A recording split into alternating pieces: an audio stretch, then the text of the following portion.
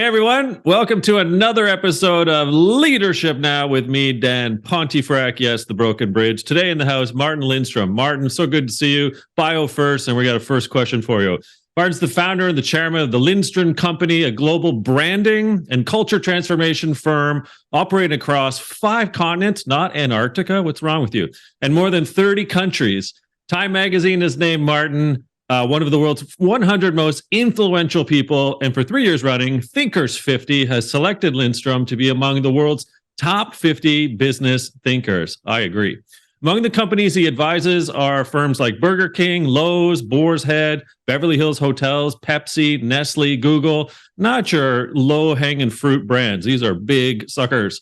Lindstrom's the author of 7 books, including several New York Times bestsellers that have been translated into over 60 languages. The Wall Street Journal praised his book, Brand Sense, as one of the 5 best marketing books ever published.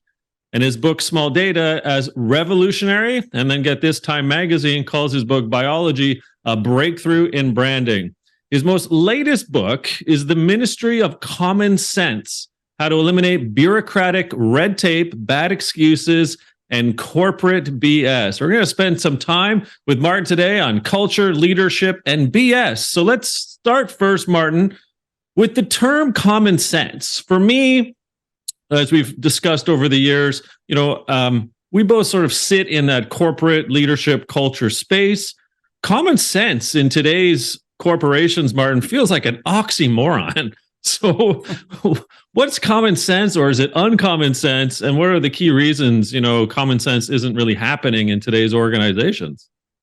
Dan, it's such a good question. And by the way, thanks for inviting me to your amazing show. I want to take you back just for a second and tell you about 2 crazy people which were sitting in a dorm room smoking weeds, and they were completely off their heads. And of course, shoot all these selfies and they post them to the world. And guess what? The day after, mom and dad is freaking out and they get a panic attack and they say to themselves, I wish we could retract those photos. Well, guess what? That was the foundation of Snapchat, today a $50 billion company. So why do I tell you this story? Because they felt the pain their audience had, and through that, they created a solution for it. That is really the foundation for a entrepreneurial company with an entrepreneurial spirit. You actually place yourself in the shoes of a customer or a consumer, and you feel their pain. That is the idea of empathy. And what's really interesting, and what I discovered when I wrote the book, The Ministry of Common Sense, was really that there's a direct parallel between empathy and common sense. Common sense is also to see the things from another point of view. So what I really have realized is increasingly that we are lacking common sense in our daily lives, particularly at work, but also in private, to be frank, because companies increasingly are drifting away from who is paying the bill, which happen to be the customer. And we're doing that because we're so busy with internalizing things, protecting ourselves through compliance and legal and rules and guidelines and regulations and all that stuff, which certainly means that we're seeing the world from inside out rather than outside in. So common sense is really drifting away because we lost contact with what matters, which is our surroundings. Well, that's a really easy way to segue into, WTF, Martin. I mean, what is getting in the way then of us losing contact or touch with the customer? And I'll dial it back a little bit. I lived in the corporate world for 20 plus years at SAP, at TELUS. In a role that I had, I distinctly recall being part of a team that was enacting what we call customers first at TELUS, which is the only way we're going to stay in business, if not thrive, is to start from the customer and then work your way back to what processes, culture, leadership, et cetera, you need. So I think we tried pretty well to get rid of any uncommon sense. But what are you seeing then these days that's actually preventing the common sense and the empathy and thus the customer first from happening? Well, there's multiple factors. I mean, first of all, there is the reality of life today. You and I are sitting in front of a screen right now talking to a lens. And I think it's fair to say that the majority of people working today are having a similar experience 8, 9, 10 hours every day.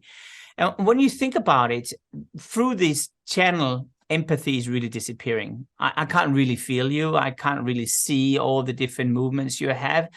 I would claim that quite often when we go into a meeting, a physical meeting, you can sometimes feel, whoa, the air is thick here, right? Or when you talk to a person and there's a pause, you're not getting a reply, which is, Martin, you're on mute, right? Because we actually are thinking, and thinking time takes time, right? I can see on that body language that he's not really on board and she's a bit skeptical, but through the eye contact, I can feel I need to realign myself. And by the way, we were just arriving from the water cooler and the canteen where we were aligning ourselves at an emotional level. And that meant that when I get into this meeting now, I kind of understand where she comes from. And that means I'm more willing to play along. All those factors are disappearing, has disappeared. And even worse, what is then happening is that it becomes a linear way of communicating with each other. These channels become very sort of yes, no, faster, slower, but it's not like we are creative. It's not like we're creating a culture in those different types of channels we're operating with today. So this is one reason why this is happening, because when there is no ambiguity or space for ambiguity or empathy, it means that we're not taking chances, we're not breaking the rules, we're not thinking outside the box. All this stuff is gone. The other side of the story is we also have become lazy, meaning that I'm sitting here, and in fact, quite often we have client meetings where I should jump on a plane. We don't do that. We're so comfortable about sitting here. So let's just run another call here. But both you and I know when you meet people in person, it's very, very different. Well, guess what? We think we can control the consumer using a remote control. And we can't. We can't look them in the eyes. And what's really interesting is the consumer have changed fundamentally, probably never as much as what happened over the last 3 years in our living time. Yet we have no idea about how they're living differently because we're looking statistics, and statistics do not convey emotions. So the inside-out perspective has been amplified through red tape. The outside-in has been cut off. And that means we now are sitting, being more busy creating rules and regulations because we feel this is protecting my job. At least I'll not be fired from doing it.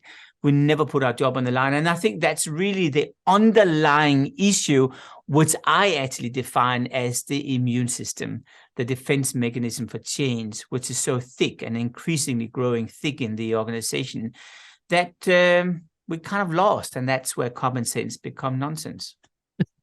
Okay, well, it's fascinating. I love this inside out, outside in theory that you have. And it's not a theory, actually. It's actually in play. I get that.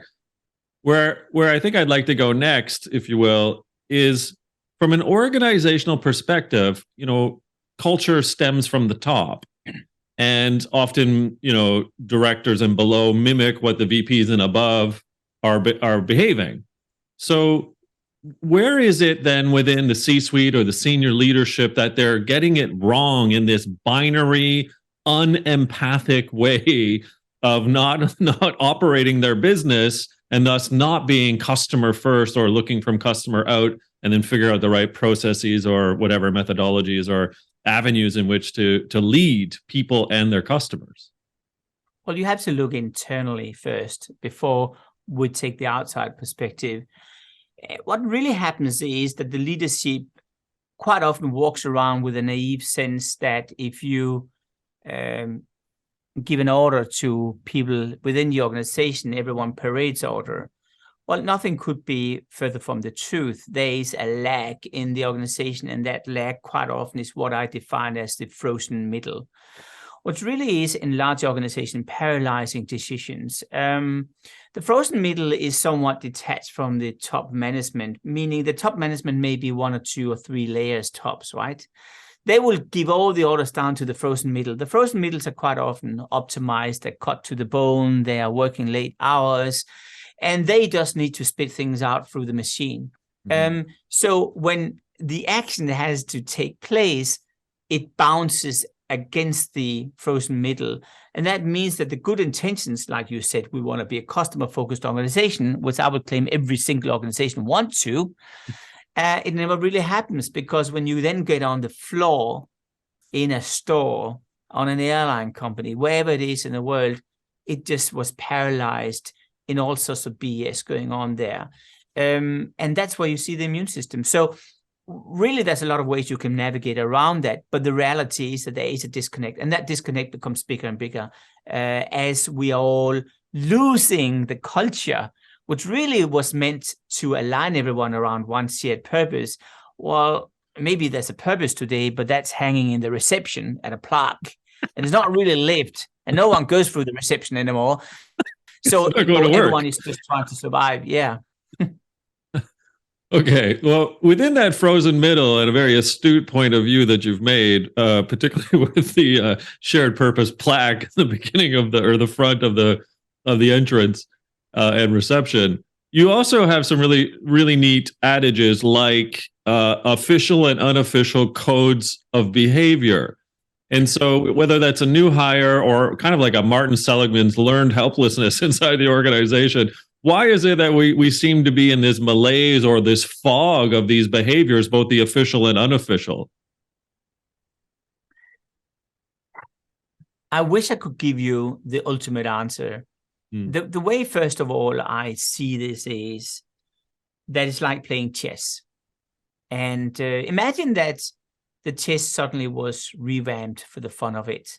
And every brick on that chessboard is not what it looks like, what it seems to be. Every one of those bricks have a different function. So when you start to play against the other opponent, and you play the rules as they are defined, the other opponents suddenly have powers or behaviors which you had no idea about. And actually, in reality, that player is just using some other bricks. That is where we are. That is happening of multiple reasons. I mean, to my view, there is probably two main reasons. One is what Amy Edmondson at Harvard was defining as psychological safety. And psychological safety is an increasing dimension which typically when we work with organizations around the world, we see at least 40% of the employees feel unsafe in the organization. And I don't need to tell you that generates a ripple effect, meaning that I don't feel safe expressing what I'm thinking in meetings, which paralyzes the company because it never hears the truth. But also, I don't feel safe coming with great ideas, which means we're just doing the same old, same old, same old. So this is one dimension.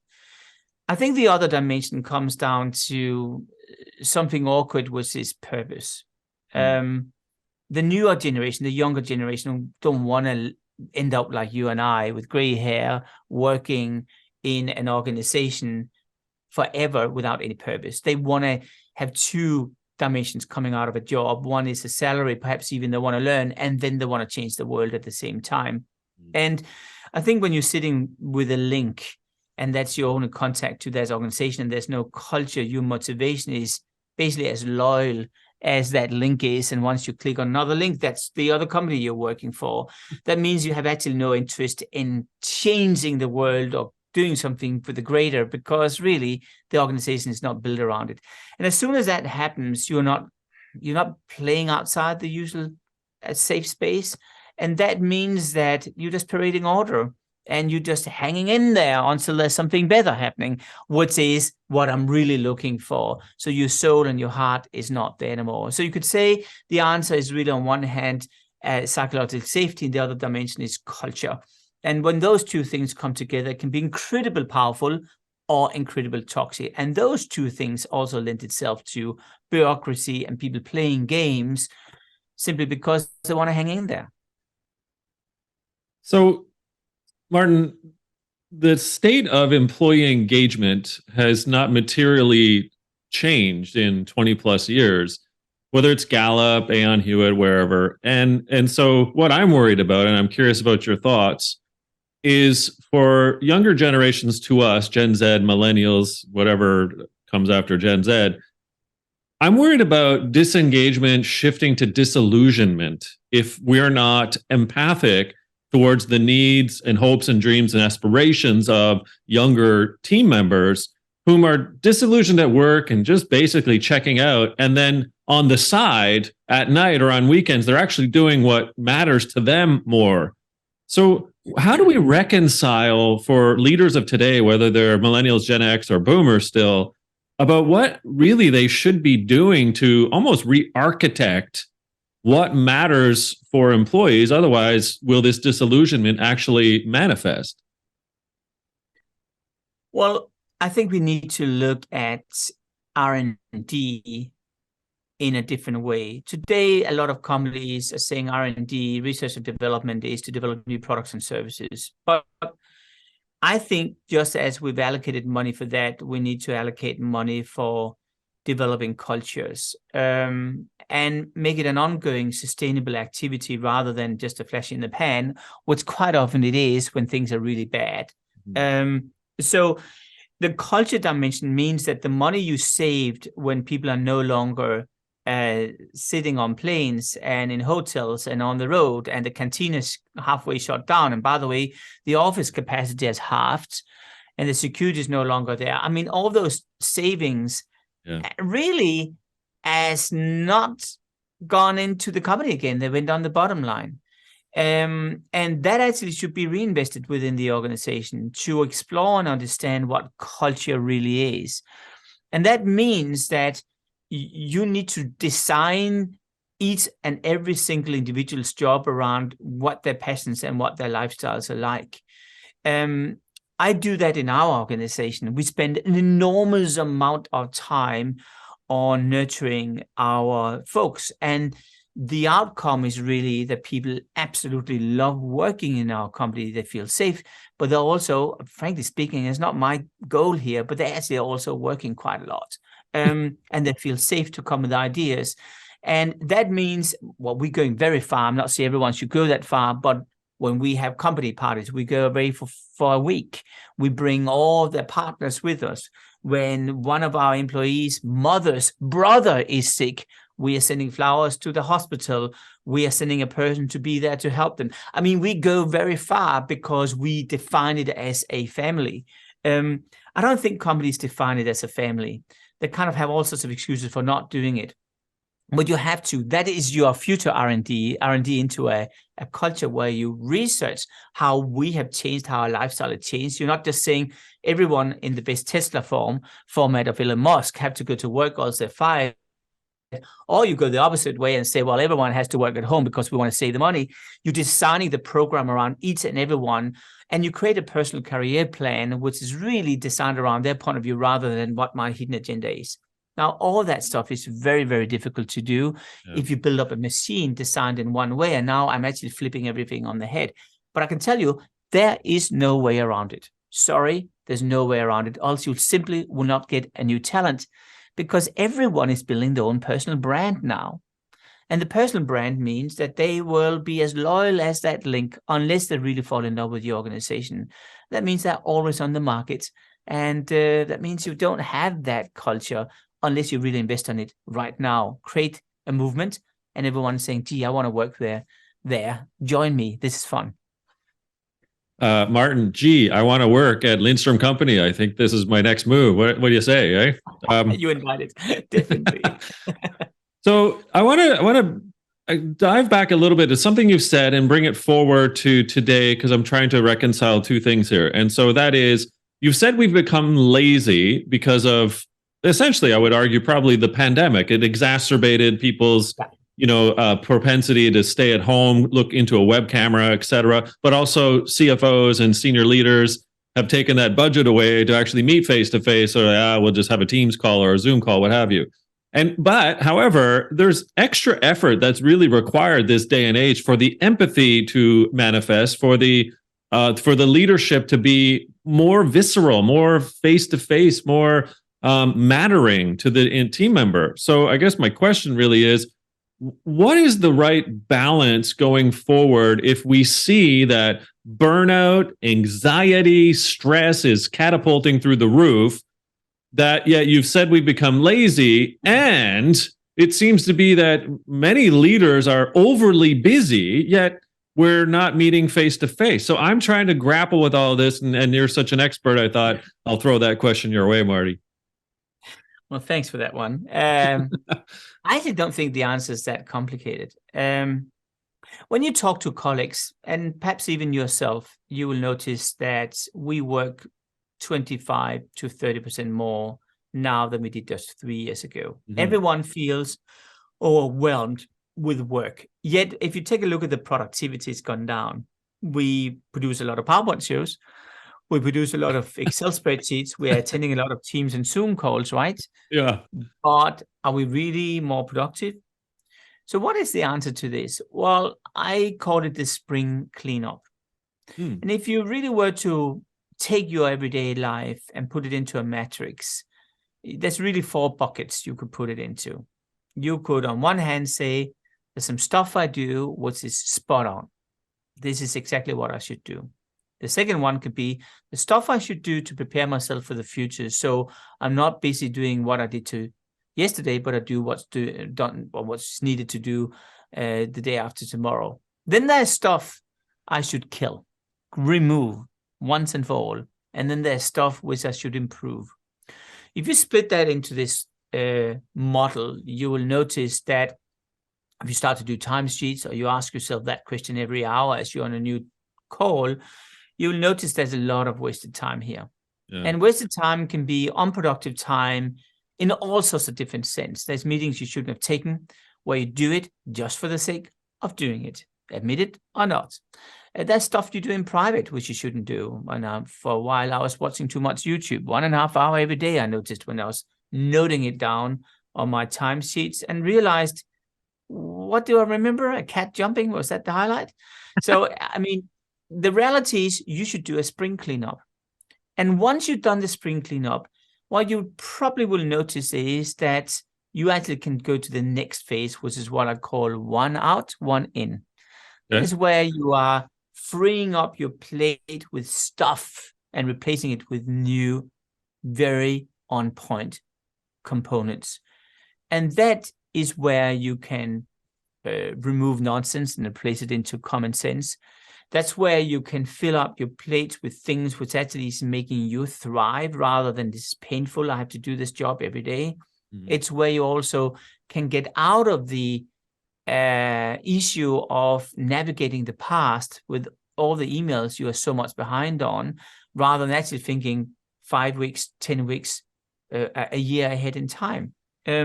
Once you do that, I think you can attract the younger generation more than now when they're getting into this hamster wheel of some kind, right?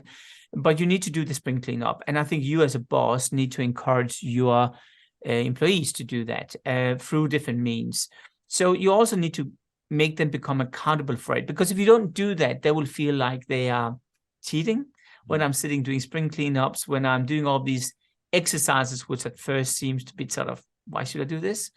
And then I think it's important, once you have that time freed up, that you reconnect your employees with the customers. No matter if you're back of office, your front office, you are a support function in your organization, you need to get out there and reconnect. Every single major successful private company in the world began that way. Everything from when I met the founder and the owner, the late Ingvar Kamprad, the founder of IKEA, and I met up with him in Sweden, and he was not at the office, and I asked everyone, where is he? Well, he's at his usual place. I said, where is that? Down at the cash register. And sure enough, already back then, this old man was sitting at the cash register taking every customer out. And I asked him during the break, why do you do it? And he said to me, because I want to look everyone in the eyes and see what they're dreaming and feel what they're thinking at. And that is the reason why IKEA is what it is today, he told me. That is a reconnection with the customer. We don't do that anymore. We look at a spreadsheet and we do things remotely. And that is what's, you can say, infusing the nonsense into the organization and really paralyzing it over the long run. Well, and that term that you've put in the book and you've used in other places, corporate nonsense, seems to be snowballing, not just the term, but the amount of corporate nonsense. So, you know, for example, Martin, the meetings to plan for the meeting for the boss meeting, you know, that's corporate nonsense. You know, what are some other examples of corporate nonsense you think need to be like completely extricated from our lexicon, if not our behavior? Well, a very simple one is really the email and the email culture around it. I mean, I have met people in financial institutions, which are receiving more than 800 emails every day. Now, if you do the math and you just spend 1 minute per email, that's your entire workplace. And then you haven't even replied back to it, and you haven't even done your work yet. So in this particular instance, for a major financial institution, I asked everyone, would you like to reduce the number of emails? And everyone raised their hand, naturally. I said, how many of you read the CC emails you receive every day? And there were some people raising their hand. I said, why do you do that? Well, because I guess we have to. I said, what if we get rid of it? What if we ban the CC button in Outlook? And there was a couple of people from compliance and legal saying, well, that's not possible. I said, why not?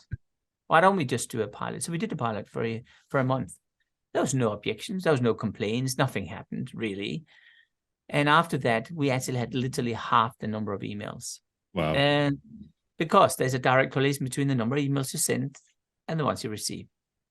These are small, bite-sized pieces of common sense. And in a case of a major bank called Standard Chartered Bank, we actually introduced the Ministry of Common Sense with the sheer purpose of finding all these stupidities going on and one by one flicking them around with a simple solution, attaching it to it, implement it straight away. And over the years, they have cleaned up more than 2,000 stupidities within the bank.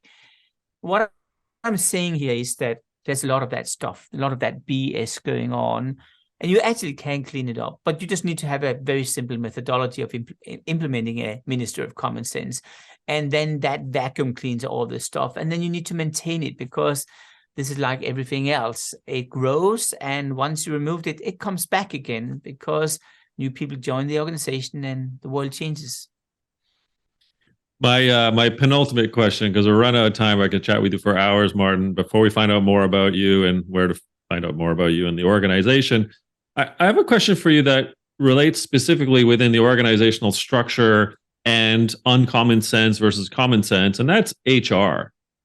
So what's your feeling today that HR's responsibility ought to be as an organization shifts towards this new culture, which I hope is certainly more face-to-face and more hybrid, but also having a greater sense of empathy? Is HR being replaced? Is HR needing to have a better, bigger seat at the table? What is HR's responsibility for the future?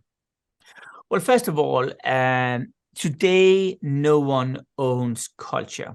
It doesn't belong to the chief operating officer, the chief strategy officer, or to the head of human resources or marketing. It should, in my opinion, belong to HR. But I'll be very, very honest with you. I mean, we work with organizations across the world.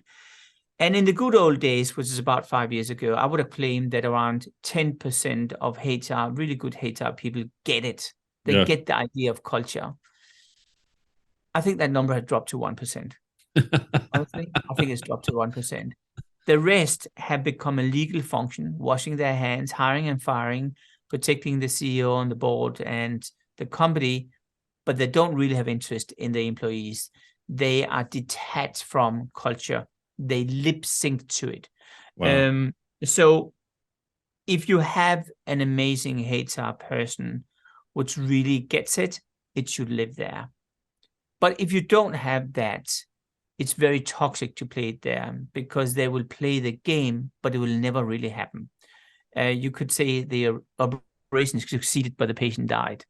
So that means it has to either be a separate function which have an ultimate mandate to operate across the organization with a direct line to the CEO, or some other structure where it's given a mandate. And the mandate is that it actually can shuffle things around and create initiatives where they actually have the funds to do that. And there is the person have a say. I wish it would be HR. And in some cases, when it's been the 1%er, it's been extraordinarily well received. Right. But when it's the 99%, it is quite often an uphill battle in them being more busy protecting themselves and actually protecting what matters, which is the people. Well, I certainly look at myself as someone who doesn't lip sync, and I know you, Martin Lindstrom, is not a lip syncer. You are the real deal. Tell us more about where we can find out about Martin and Lindstrom Company. Then it's super simple. It's just my name, martinlindstrom.com, and that will take you into Lindstrom Company and our organization. And by the way, if you want to listen to some of my work or watch it or read about it, just find me on LinkedIn, on Twitter, or on Instagram, where you just type in my name, and there I am. Well, I can't tell you how much I look forward to clinking a glass with you at, I hope, an event, maybe Thinkers 50 in the fall in November in London. It's always great to catch up with you, Martin. You've been a trailblazer for years, and I look up to you immensely. Thank you for all your work, and we'll see you soon, my friend. Dan, it's been a pleasure. Thank you. Everyone, another episode of Leadership Now with me, Dan Pontefract. Today in the house, of course, the one and only Martin Lindstrom. Wow. Thank you, Martin, once again. Look forward to another episode coming soon to you